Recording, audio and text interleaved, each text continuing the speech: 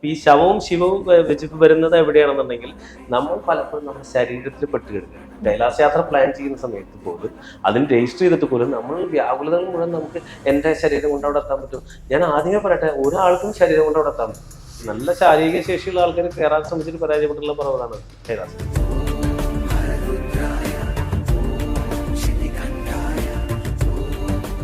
കൈലാസത്തിലേക്ക് പോകുന്ന ആൾക്കാർ അതിനു വേണ്ടി നിങ്ങളുടെ ശരീരം, നിങ്ങളുടെ ശക്തി എന്നുള്ളതിനപ്പുറത്ത് നിങ്ങൾ കടക്കുന്നതോടത്താണ് ആ യാത്ര പോകുന്നത്.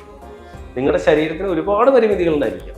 ഈ പറയുന്ന എത്ര പൂർണ്ണ ആരോഗ്യവനായി പോകുന്ന ഒരാളുടെ കാലും ഒരു കല്ലുമ്പ് തട്ടി കഴിഞ്ഞാൽ കഴിഞ്ഞു, ഒന്ന് മടങ്ങി കഴിഞ്ഞാൽ കഴിഞ്ഞു. അപ്പൊ നിങ്ങളുടെ ശരീരത്തിന്റെ ശേഷി എന്ന് പറയുന്നത് അത്രയേ ഉള്ളൂ. അപ്പൊ അതിനെ പറ്റിയിട്ട് നിങ്ങൾ ചെയ്തോളൂ, നിങ്ങൾ അതിന് വേണ്ട വ്യായാമങ്ങൾ ചെയ്തോളൂ, പ്രാണായാമം ചെയ്തോളൂ, തയ്യാറെടുപ്പ് നടത്തിയോളൂ. പക്ഷെ നിങ്ങളുടെ ശരീരം മാത്രമാണ് അവിടേക്ക് പോകുന്നത് എന്നുള്ള രീതിയിൽ അതിനെ സമീപിക്കരുത്. നിങ്ങളുടെ ദേഹമല്ല, ദേഹിയാണ് പോവുക.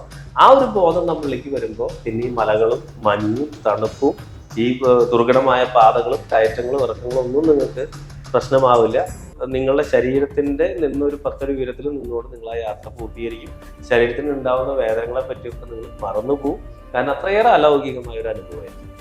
അപ്പൊ ഇതാണ് നമ്മൾ ശ്രദ്ധിക്കേണ്ടത്. നമ്മളിലുള്ള ശിവത്തിനെയാണ് നമ്മൾ ഉയർത്തേണ്ടത്, അല്ലാതെ നമ്മുടെ ശരീരത്തിനെയോ. അല്ലെങ്കിൽ അത് നിങ്ങൾ പറഞ്ഞ ശിവൻ ഇല്ലാതാവുന്ന ശരീരം ശവമാണ്.